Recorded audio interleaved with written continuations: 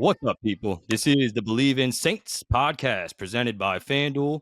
I am Mario Jerez, Spanish play-by-play voice of the Saints, native New Orleanian. She is my co-host, Erin Summers, veteran reporter covering the Saints and the NFL as a whole. And we are very excited for today's guest, another Louisiana native, two-time Super Bowl champion. He is Saints safety Justin Reid. Jay Reid, thanks for taking the time today, man. How are you? I'm good, man. Blessed, excited. We're getting pretty close to training camp here, so it's almost time to go again. Yes, we are. We're getting excited for the season ourselves here on the show. And I guess we'll start right there, man. Training camp is coming up in 2 weeks. You guys are reporting on the 28th, I believe. What have you been up to the last couple of weeks, and how has your offseason been? Yeah, more than anything, it's just, staying active, staying moving around. Our off season is really the only time of year that we can, have some time to do everything else that life brings you. So usually I spend the first half of the off season catching up on everything I didn't do from the year before. And I spend the second half of the off season just trying to get ahead a little bit because we know we're not going to be have enough time in a day to do all the things otherwise. So just trying to get ahead. I take a couple trips. There's a bunch of weddings every year. Me and my girlfriend Marissa, we try and go and take a trip a couple places. I got to go to a couple World Cup games. So we fill it up. Went to Napa Valley. I went to Hawaii. So it was a full off season, but it feels like it's been forever since we played some football, and it's kind of itching to get back to it. Yeah, it hasn't been that long, and you're all ready to get back into camp, especially here in Louisiana in the heat. Yeah, I mean, like we're so lucky and blessed. I mean, we're playing a kids game. I get to hang out with my teammates, and we just are a bunch of kids in the locker room having fun doing what we love to do. So, yeah, I'm excited to get back to the camaraderie. I'm excited to get back to the locker room. More than anything, just to see all the fellas back in one place and have some fun. Yeah. Yeah, it seems to You be a you good vibes in the definitely locker don't rooms. stop ever because you stay very busy, not even just during the regular season, but off season, you're jumping around all over the place.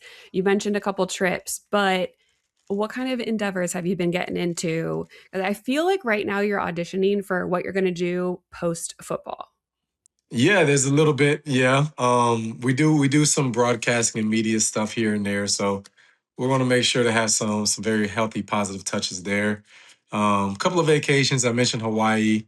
A lot of golf. Pretty much all the places that I went, like I kind of like to throw some golf in there. So went to Hawaii for an appearance and played some golf while we were there. Went to Chicago for another appearance. Got to play Medina. I'm an ambassador for PGA, so we get to do some cross collaborations here and there. Getting ready to play Oakmont too for some of our golfers out there. That's actually coming up in a week. Got a wedding in Martha's Vineyard. Went to KC for two, what you call it, for my golf tournament and for two World Cup matches. Went to LA for a little bit.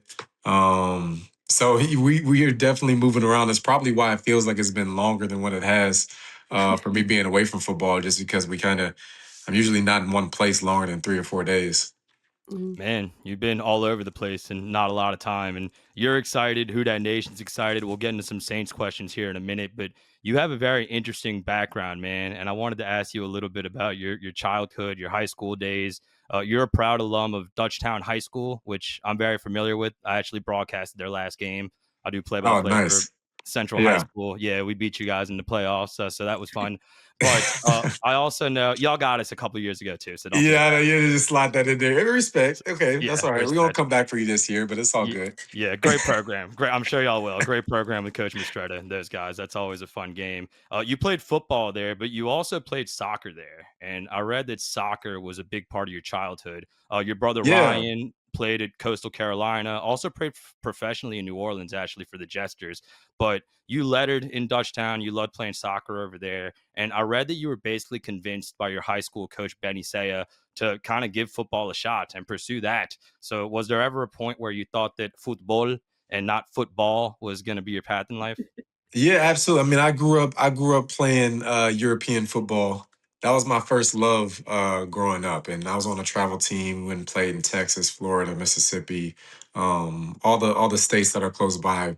We were a pretty good squad. We won state twice. And like I said, when I was a kid, 12, 13 years old, I thought that I was going to maybe even a little bit younger. I thought that I was going to go and play in Europe and be some big time, be like the next Mbappe or whatever. And then, so I got to high school. I actually wasn't going to play football. Like I thought football was fun or whatever. But then my high school football coach at this time, my older brother Eric, was having his first year at LSU, and he was having a really good year. But my middle brother Ryan didn't play football, and my high school football coach Benny Saya actually came and grabbed me out of science class. I'm in the middle of science class. They've already done summer training and everything else. We're now in the school year. He grabs me the first week out of summer science, out of science class, and it's like, you should just give football a shot. I think that you would be good at it. You got the intangibles with it, and then he convinced me to come and play. And I just had a knack for it, and thank God that he did that because it all worked out. And yeah, I got a scholarship through playing football, and the rest is history. At what point did you know that football was the path over soccer then? Right after my freshman year. Like my freshman year, I tried to do both. My older brother Ryan was in his senior year, so I wanted to play that year of soccer with him because it was the first time we got to be on the same team together. Mm. Wanted to play that year with him, and then after that, I transitioned. I just did football and track, and not long after that, I put on like 25 pounds from just hitting the weight room, doing 2 PB&Js a day. I used to do PB&J, to do breakfast, PB&J, lunch, PB&J, dinner, and I had like these perfect push-ups, and these are my gamer days, right? So I used to play like Call of Duty and video games and stuff.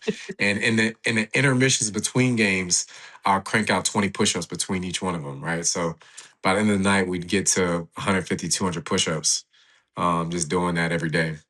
Jeez. Man, you stayed busy, you and your brothers. I can imagine how much just activity that was with all the sports. But your mom also stayed really busy running around after you guys. And I read that she had a really good work ethic, man. She actually played football herself. She was a tight end for the Baton Rouge Wildcats, who are a women's Tight end and football linebacker. Yep. tight end slash linebacker, two-way player, like it. Yeah. And she also worked as a travel nurse for around 15 years, and she would spend weeks away from home at a time and away from you guys. But obviously, she came back, saw y'all, went to all y'all's games, and she made sure that Louisiana stayed home for you guys because she thought it was a better environment. The people were nicer. Looking back now, how much did that kind of shape who you are, your mom and Yeah, I all the mean, yeah, kids? both my mom's a total G. My dad too. Like, they just, they did a really, I mean, people have asked my parents to write a book on raising kids just because of, how me and my brothers have turned out. But, one of the biggest things they did was they just made us very independent very early.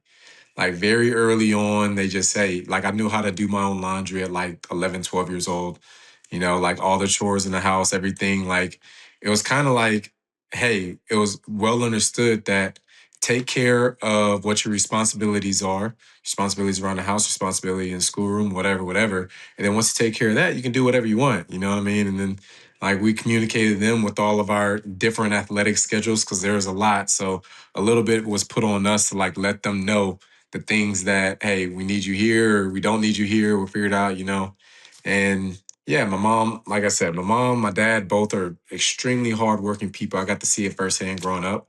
And one of the things they've always told me too is like, hey, if you're gonna your work is your resume, right? And if you're gonna do anything at all, you're gonna do 110% of it. Like if you're only gonna do 50%, don't do it at all. Like don't let that be your reputation. So they put a strong work ethic in all of us. Yeah. I mean, you obviously have had great examples from your parents to your siblings, but you came in and assimilated very easily into the Saints locker room from your previous team where you had a lot of success. So, what was that coming in and now being one of the leaders and maybe a little more of the veteran in the room? Yeah, one of the greatest things about like leadership is like, and I love sports for this, because leadership isn't just like the guy who just points his finger and tells everybody what to do, right? Mm. That's not like my view of leadership. My view of leadership is pulling the best out of everyone around you. You know what I mean? And being arm in arm with them through that process. And, hey, when something needs to be said, you're also the one to say it. But it's more about going through it with them. Like you're in it together with them. It's not just like you're separating yourself or putting yourself on a pedestal or anything like that. It's being arm in arm with your brothers and figuring out what's the best way to reach them to get them to play their guests. Some guys like that rah-rah attitude. Some guys would rather be pulled off to the side and have like a, one-on-one conversation, talk about life a little bit deeper. So you got to find out like what speaks to each one of your teammates and learn a little bit about them and, be able to pull it out of them when, everyone needs to be their best. Yeah. I want to ask you to talk about a couple of those guys that you're sharing a defense now with Kool-Aid McKinstry and Quincy Riley, both young cornerbacks. It feels to me and Erin have been saying on the show that you can see their improvement throughout the season, and both of those guys obviously playing big roles again now. What's it been like playing with them, and what are your expectations for them this season? I mean, Kool-Aid's OTA period was absolutely unbelievable. Both of these guys are playing really well. They're going to be big time stars for us, make a ton of plays. The best part about them is that they're humble and hungry. They take coaching, but they are really hungry to be great and they have it inside of them. Kool-Aid, especially this OTA period, balled out. It was really, really fun and impressive to watch him step into that role and kind of take ownership of the position the way that he has. And we're going to need him to play that way so that way we can make a ton of plays on defense and help us get a bunch of wins this season. So that was really exciting. Excited to see Chase Young also take that next step because, for him, it's time. It's time. You have some experience under your belt.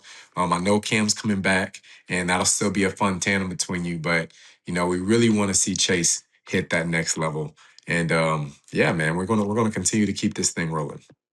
Yeah, I mean, Chase was very impressive last year coming back off of the injuries and things that he's had to deal with throughout his career, getting 10 sacks, hoping the production continues because he didn't get to play in every game. So we're thinking that number is going to be a little bit higher this year.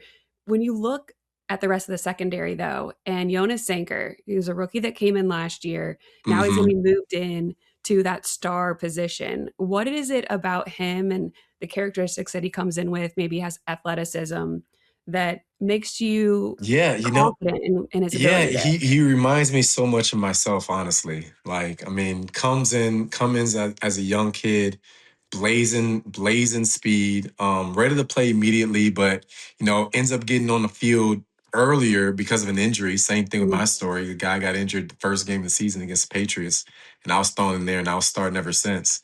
Same thing with Jonas. Second year I played nickel. Second year he's playing nickel. He's a smart kid, brilliant. He has the willpower. He's a willing tackler.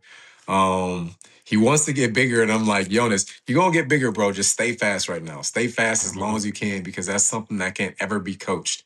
Is that speed? It's like as long as you have that, you're gonna be ultra productive, and you can get bigger whenever you hit 28 years old, like me.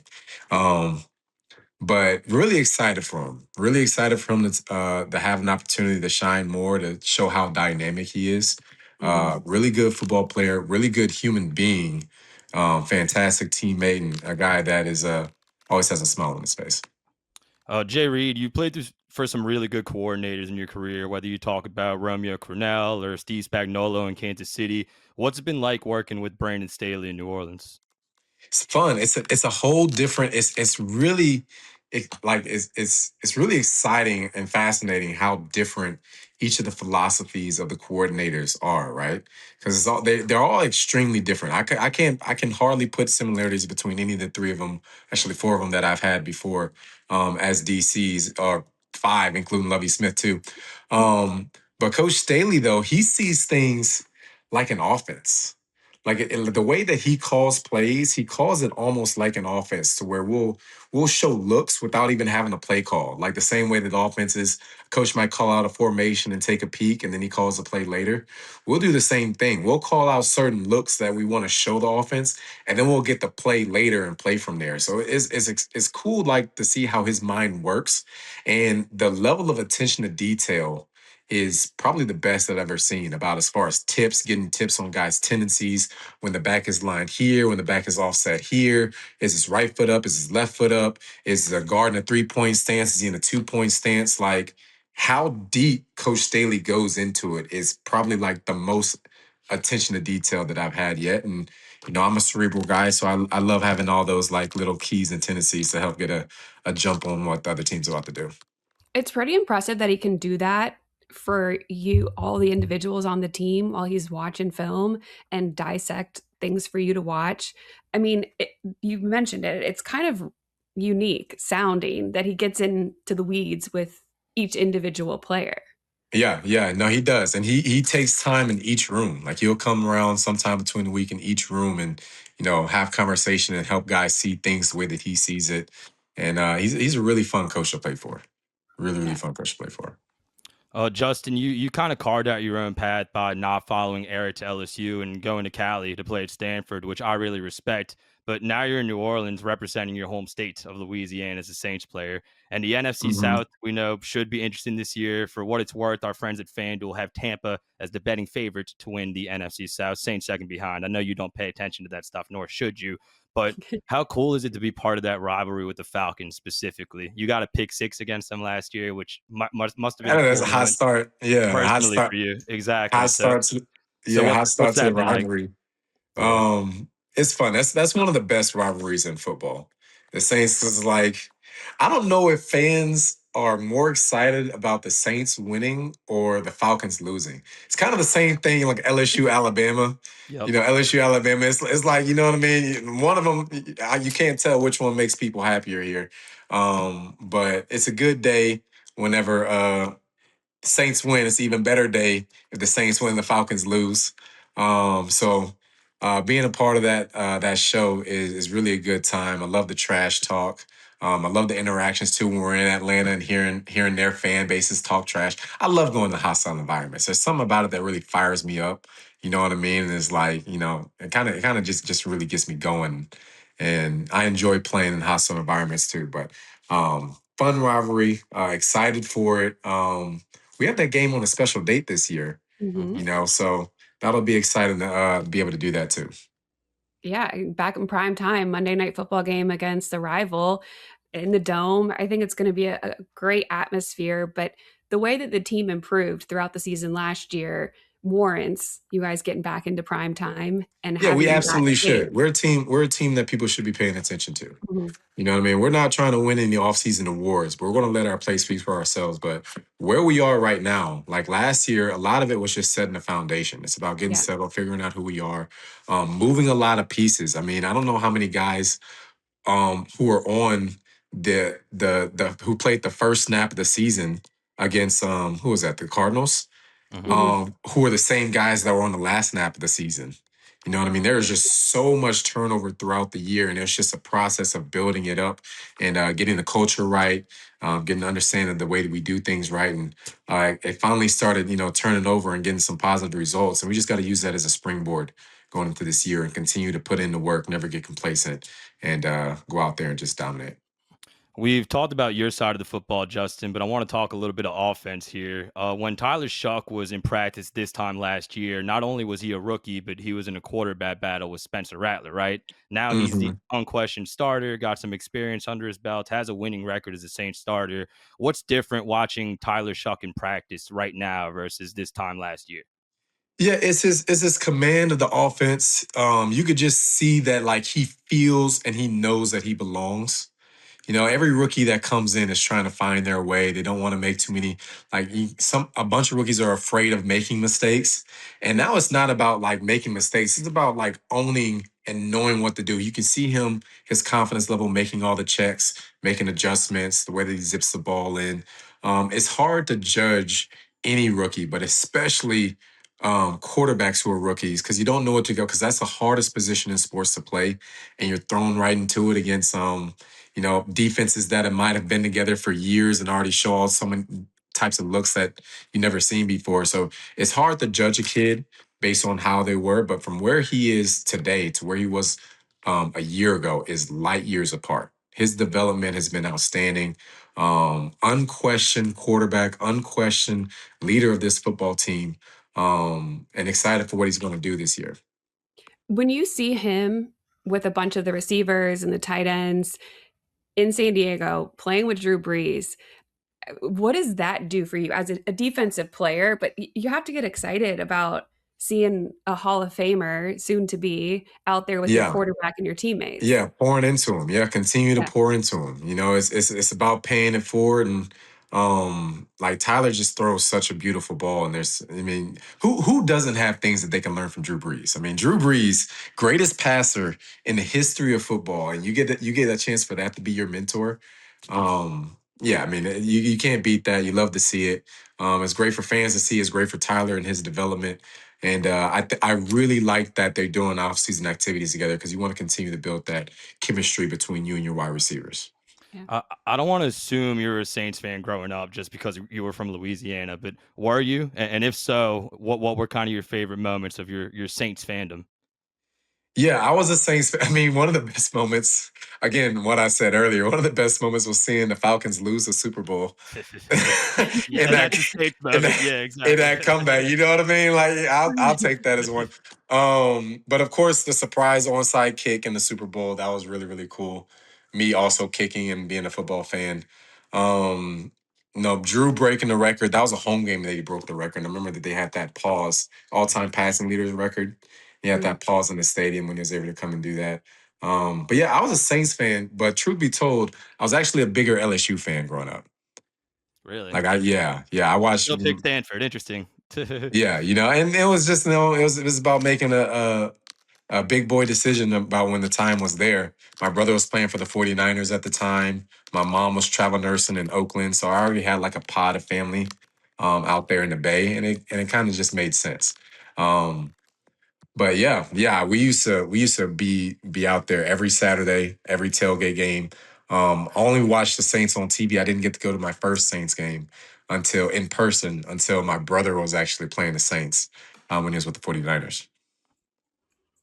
It's cool hearing about your history with the team and everything going on, but you alluded to how much better you think that you guys are going to be this year. Mario doesn't like it because he doesn't like the outside noise. He doesn't Hate like it. the hype from like the national media. Hmm. But I mean, why should we believe in the Saints this year? I mean, it was in front of your face at the end of the season last year, and I'm kind of with Mario. I'd much rather every day of the week be the underdog. Every day of the week, I'd rather be the underdog because it's like a freeing feeling to go out there and just ruin Yeah. somebody's day. Um, But we've earned it. You aren't just given primetime games. Like the way these schedule makers, there's a lot of money in TV and primetime games and everything else. And they're gonna do things because they want to watch teams that are gonna play well. And they historically have been pretty good at predicting that. But the Saints, as far as the pieces we brought back, we have a year two in the system across the board, a ton of experience and guys knowing the playbook more. It's really hard when you go into a team and half the players are new and the playbook on offense and defense is also all brand new. There's just some growing pains that happens with that for everyone to get on the same page. But now we're able to move this train forward. Everyone already knows the calls, the terminology, the communication from everyone is so much better right now than it was a year ago. There's just a higher level of understanding and confidence. And at this level, knowing what to do and being able to react quickly without getting caught with your feet in the mud, thinking too much. That's the difference in this league between making plays and not making plays. And, we're all ready for the moment now. Exciting stuff, man. And we know you guys have some key new additions when you talk about David Edwards and Travis Etienne in the backfield. You also have some key guys coming back, including Cam Jordan, who you talked about the other day, and Alvin Kamara, who restructured his contract earlier today, according to Nick Underhill in New Orleans Football. So we know now it will be a combination of Travis Etienne and Alvin Kamara. And now with Yeah. both of those guys in the fold, Yeah. how dangerous do you think y'all's backfield Yeah. is gonna be? Kellen was loading up on the offense this year. Yeah. Yeah. I love it too. Throw us some points on there. I want to beat people by 50. Um, so it's good stuff. It's good stuff. Having the 1-2 punch between Travis and Alvin, having a dynamic backfield is awesome. We have a ton of young wide receivers that are coming onto their own. So we should have one of the fastest wide receiver groups in the league coming into this season. So speed kills. We want to be able to take the tops off defenses, really back those defenders up. And if they get too far deep, we'll just cut them up underneath too. So excited to see Kellen continue to build that on the defensive side. We lost DeMario, but excited for Caden to come in and fill in that role. He already has some familiarity with the city. And for the most part, you know, we have a ton of returning pieces on defense. It's a lot of the same faces. Kool-Aid has really stepped up. Quincy Riley is really stepping up. Jonas is going to take over that star position. And, there's the safety group excited for Julian to get back on the field too from that injury he had on early last season. And, when the moment's called, I think that guys are just ready to play. Yeah. You alluded to the injuries last year, and you and Julian started the season there as starting safeties, and the first game, that was it. So very happy that he's going to be back on the field with you again this season. As the season is approaching, like, what are your emotions, the mentality? What kind of headspace do you have to get into to get ready to approach training camp in another year? Yeah. One, run outside when it's hot. Number one is don't get caught. Don't get caught not being ready for the heat. It's going to be hot. It's going to be humid. You're going to feel like you're running around with a winter coat on. You know what I Mhm. mean? The way that it's going to be bearing down. You just got to get your lungs used to that. And then number two is the biggest enemy of what we're going to do this season will be injuries. We got Mm. to stay healthy. Like more than anything else, we got to, make sure you're taking care of the little things. Get ahead of, if you feel something nagging, get ahead of it. Because if we have our dogs on the field, if we have our horses in a race, we're going to be competing and winning a ton of games this year. You can bet the house on that. We just got to make sure that we stay healthy because that's the quickest way to derail a good team. Is you don't want your best players being on the bench. Good Yeah. stuff. Last one for me here, Justin, and last one of the show, unless Aaron has another. But you had a funny tweet earlier this off season when there was some speculation about you possibly being traded. Somebody wrote that the Eagles might make a move for you, and you tweeted a quote fabricated hearsay. So Yeah. you're really good at blocking out the noise. I'm sure that's a big part of the job being an NFL player. So day to day, man, whether it be during the season or just throughout the year, how do you kind of block out the noise and stay mentally healthy as an NFL player? Yeah, you know what? It's like when you're young, like it's easy to get caught up in everyone's opinions, and then eventually you just hit a level of maturity, and like one day you just got to know, no matter what you do, there's going to be somebody that's going to complain about you. If you Mhm. do everything right, somebody's going to say like he's too clean. You know what I mean? You do whatever. There's going to be somebody that has an opinion, and some people just do it for the love of the game, that they just like to troll and throw out information, whatever, right? So, part of having some maturity is just knowing what's important. And the only thing that's important whenever we're going through a season are the guys in the locker room, and our belief in each other and what we can do. And so you don't get caught up in the noise. It's too easy to get distracted. It's too easy to become toxic. I don't really respond to most social media. If I feel like something's catching too much traction, then I'll nip it in the bud, like I did with that tweet earlier. Something simple and to the point. But other than that, man, it's like I'm a fan of football. I like watching football, but you just gotta, you know, focus and be confident in you. And if you're process driven, this is actually probably the number one thing that I tell guys. If you are process driven and not results driven, your peace of mind is just going to be so much more steady and consistent. Like if you live and judge yourself by, hey, I did my process this week. I might not have got the result that I wanted, but hey, I lived by my process. And more times than not, if you work by your process, most of the time it will work out the right way. And sometimes it won't. But you're not going to judge yourself by the result. And I know we live in a results driven business, but if you focus on the process, it just keeps you steady, consistent, and reliable more than anything. That when the moment comes, you're going to be ready to make it. Yeah.